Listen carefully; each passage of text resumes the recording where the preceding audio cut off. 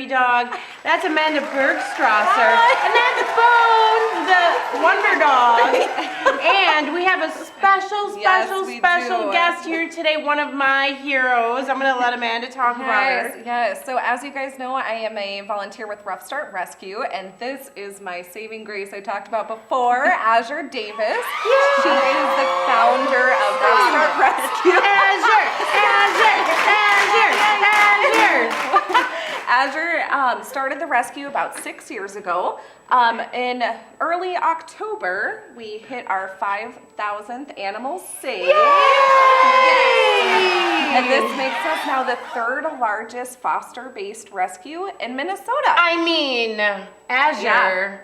Give it up. I know. Thank And you. she still looks this good. Like, what's going on? I don't know.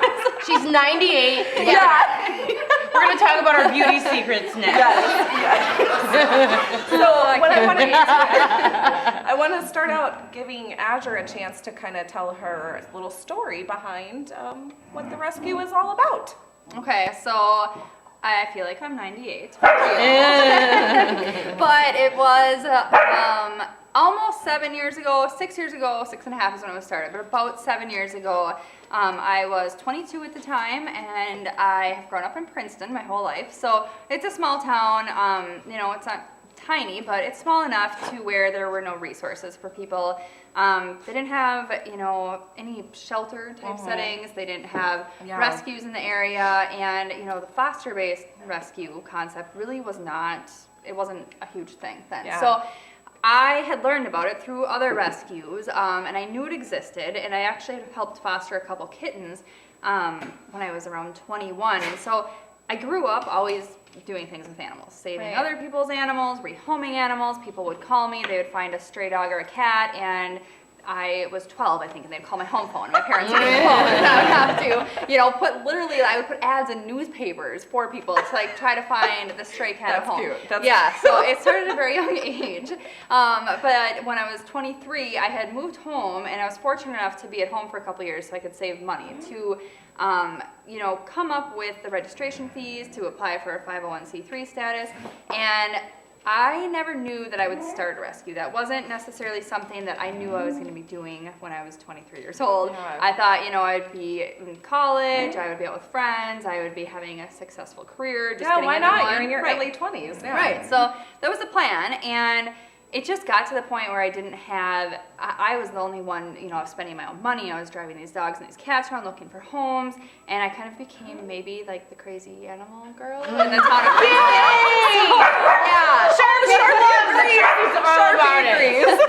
So that started, and then, earlier on when I had turned 16 and I got my license, it was for sure a problem then because everyone would call me and I'd be pulling up home. It might be raccoons in my trunk or 4 puppies in the back seat that were going to be shot that I picked up after high school. Yeah. It just never ended. That sounds like a good day to me. Yeah, Me too. Right. Can I just say, hooray for crazy animal people. Yeah. That's my tribe. Yeah. Yes. So. Well, my poor parents, they at some point were like, this is getting out of hand. Yeah. You can't be bringing all these animals home. Can't And have a raccoon in your room. Right. And I would try. I tried everything. So I knew I had to do something. And I actually, when I went to college, I went locally, so I was able to kind of still do stuff from home. But I was hoping that maybe at the time, once I was ready and I had more time, that someone would have started something in the area by then and I could get involved. Well, come to find out, no, that didn't happen. And so 23, I had had enough, and I was living in my parents' basement at the time. I was going to school full time, and I put a post on Facebook. And I literally said... Just on your personal Facebook page? Yeah, just on my personal Facebook page. And I said, all right, I'm going to start a rescue. Who wants to be on the board? Yeah, and what should we call it?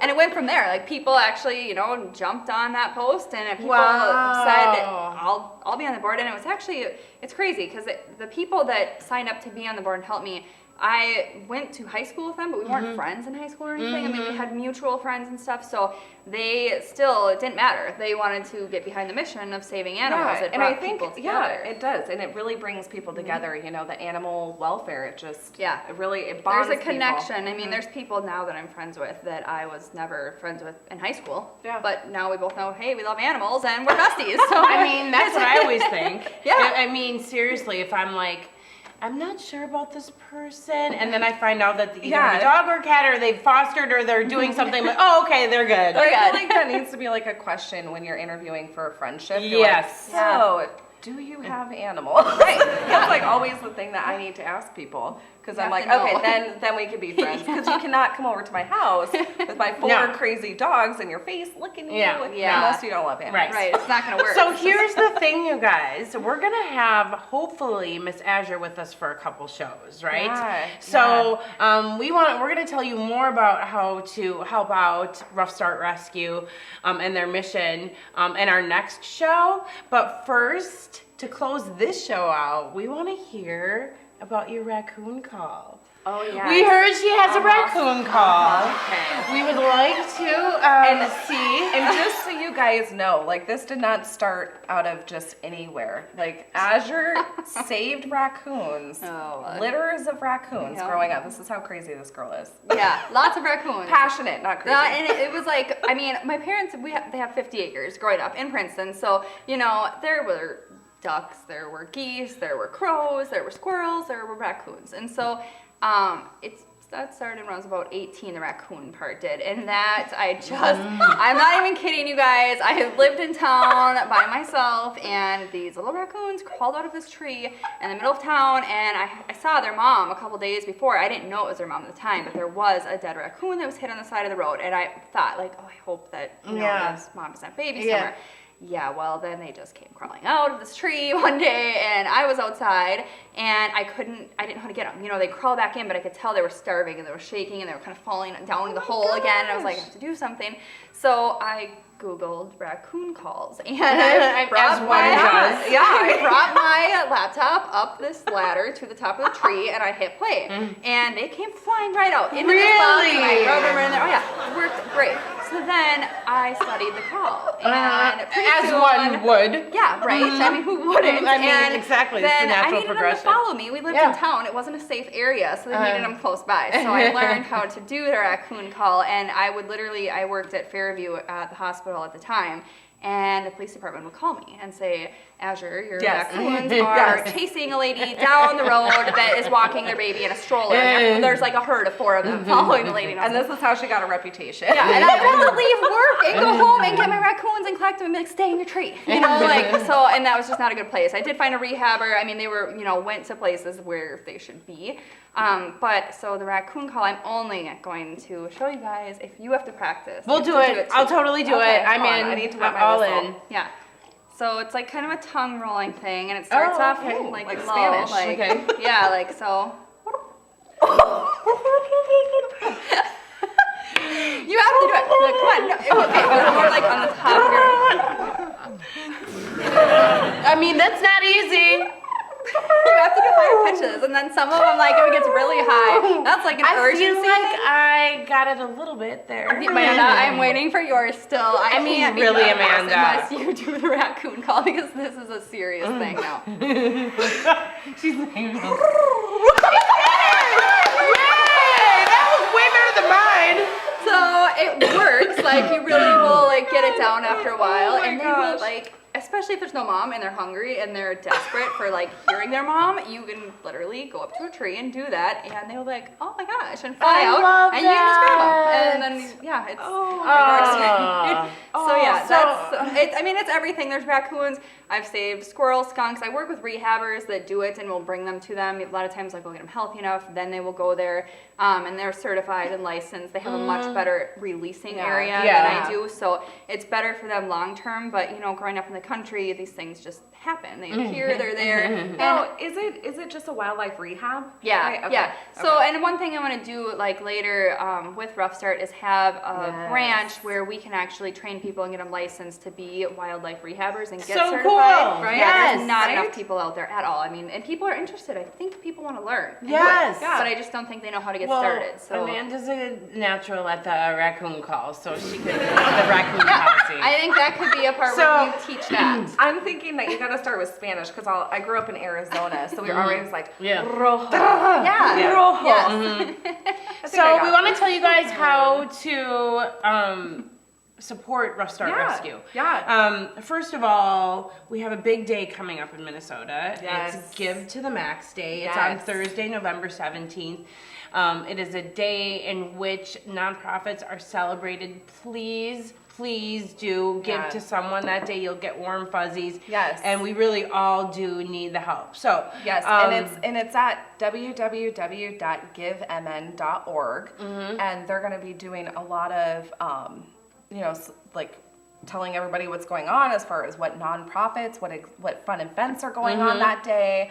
Like it's the biggest day of giving in Minnesota. Right. So, and this is specific to Minnesota too, Right. which is just it's amazing. Minnesota people, amazing.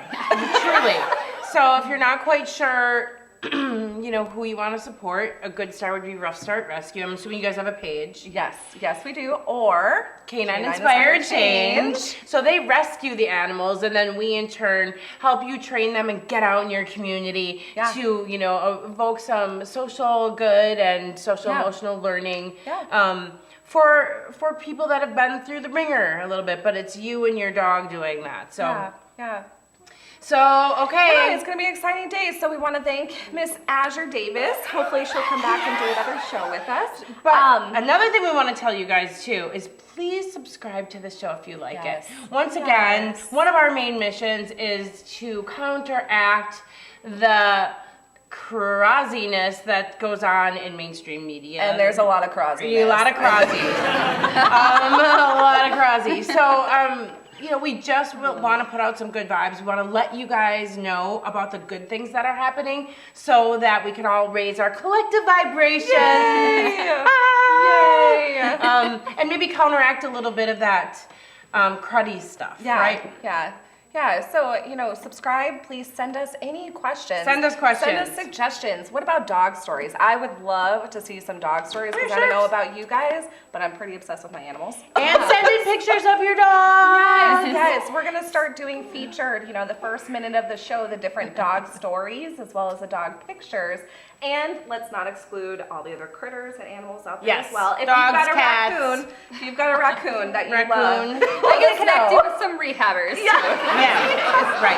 And two, I think, if there's a point in time when I come back on the show too, if anyone has questions for me, later that I can answer when I do come back on next time, I think that would be great to send those in. So I can prepare for those. For sure. And if we can do anything to help you, if we can do anything to help your cause, if you need some help, you need to get connected into your community, you're maybe feeling a little bit dark and droopy in your life, hit us up, subscribe, send us questions. We'll do whatever we can. Yeah, because we love to share this energy with you.